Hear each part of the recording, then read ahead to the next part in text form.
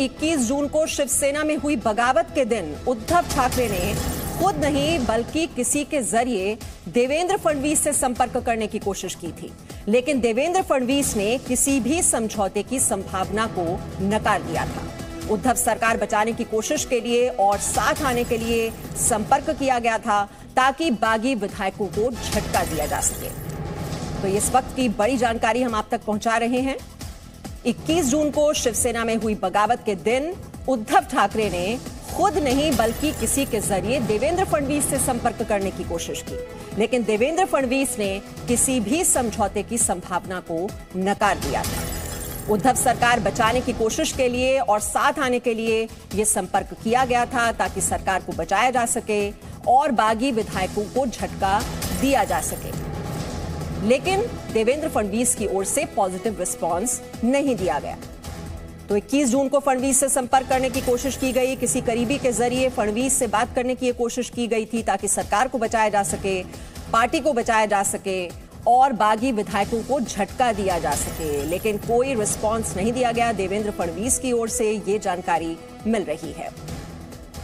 और जानकारी हम ले लेते हैं, हमारे सहयोगी अश्विन पांडे इस वक्त हमारे साथ हैं। अश्विन, अब नई नई जानकारी निकलकर सामने आ रही हैं। अब 21 जून को संपर्क करने की कोशिश की गई थी देवेंद्र फडणवीस से। उद्धव ठाकरे इस कोशिश में जुटे हुए थे कि किसी तरह से सरकार को बचा लिया जाए, लेकिन कोई पॉजिटिव रिस्पांस देवेंद्र फडणवीस की ओर से नहीं दिया गया। जी बिल्कुल, देखिए 20 तारीख की रात जिस दिन वोटिंग हुई उसी दिन सारे जो विधायक हैं उन्होंने जाने की शुरुआत कर दी और शिवसेना खेमे में जो है हलचल सी मच गई थी और 21 तारीख को सब कुछ मीडिया के सामने आ गया। जी न्यूज ही एक ऐसा चैनल रहा जिसने सबसे पहले इस खबर को चलाई और उसी दिन 21 तारीख को ही दोपहर बाद जो हमारे सूत्र बता रहे हैं कि देवेंद्र फडणवीस और उद्धव ठाकरे को बखूबी जानने वाले एक शख्स के जरिए, हालांकि उनका नाम हमें नहीं बताया गया है, लेकिन जो शख्स थे उन्होंने उद्धव ठाकरे के मैसेज देवेंद्र फडणवीस तक पहुंचाए, उनसे बातचीत करने की कोशिश उद्धव ठाकरे कर रहे थे।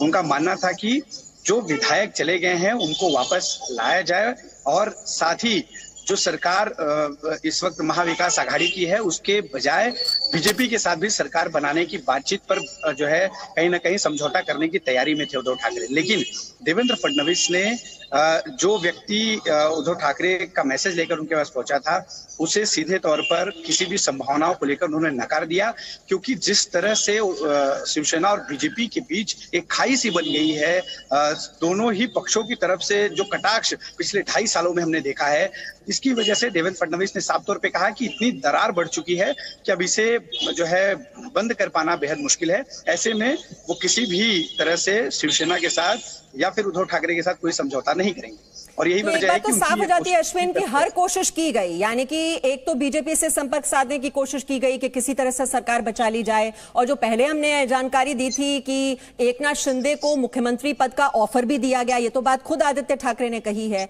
वहां से भी किसी तरह से सरकार बचा ली जाए, यानी कि सारे ऑप्शन ट्राई कर लिए गए लेकिन किसी भी ऑप्शन पर बात आगे बढ़ नहीं पाई।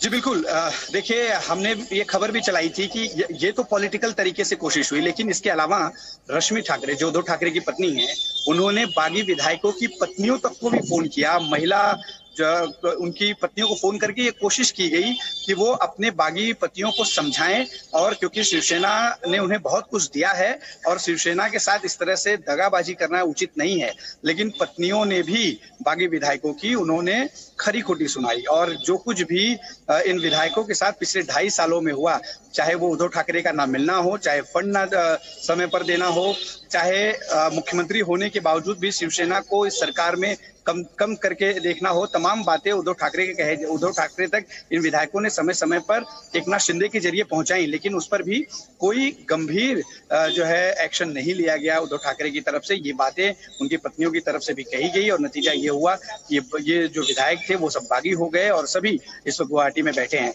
इसीलिए जो रश्मि ठाकरे की कोशिश थी वो भी फेल हो गई। पहले पॉलिटिकल तरीके से कोशिश की गई, इसके बाद महिला ब्रिगेड को उतारा गया, यानी कि हर मोर्चे पर कहीं ना कहीं विफलता मिली है उद्धव ठाकरे को।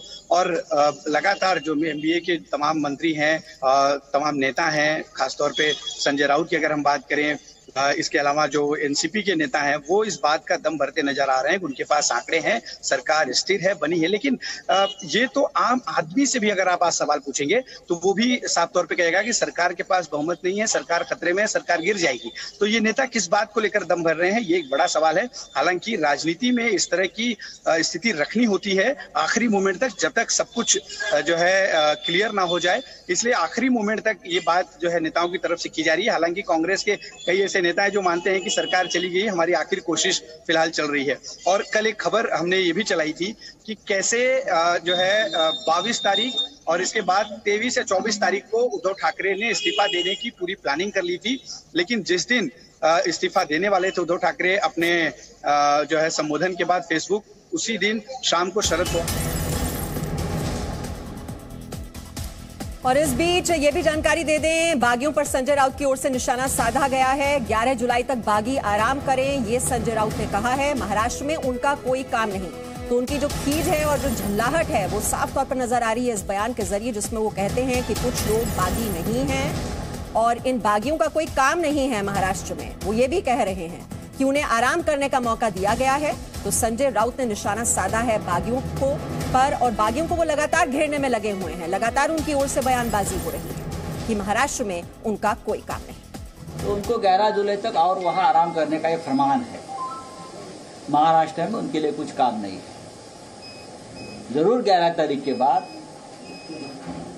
जो हमारी मांग है उसके ऊपर विचार होगा। उसका मतलब ये नहीं कि लोग आ गए, विधानसभा में आ गए और कुछ कर लिया। आप बहुत ही बारीकी से वो ऑर्डर पढ़ लीजिए। अपने आप में वो बहुत बड़ा एक ऐतिहासिक ऑर्डर है। ठीक है, 11 तारीख, कल परसों ने 11 तारीख तक उनको आराम करना है। पश्चिम बंगाल का भी मैंने नाम सुना है और पश्चिम बंगाल के टीएमसी के 15 लोगों का ईडी का नोटिस जा रहा है, मैं अभी पढ़ रहा था। तो ठीक है, ये सरकार कौन बना रहा है, बीजेपी बना रही है या सेंट्रल इन्वेस्टिगेशन एजेंसी बना रही है, उस बारे में बहुत बड़ा प्रश्न चिन्ह खड़ा हो गया है। झारखंड में भी चल रहा है। लेकिन कुछ भी करो, हम डरने वाले लोग नहीं हैं, चाहे मुझे यहां से गिरफ्तार करके लेके जाइए। Presenting B News app, available on Google Play and App Store. Download it now.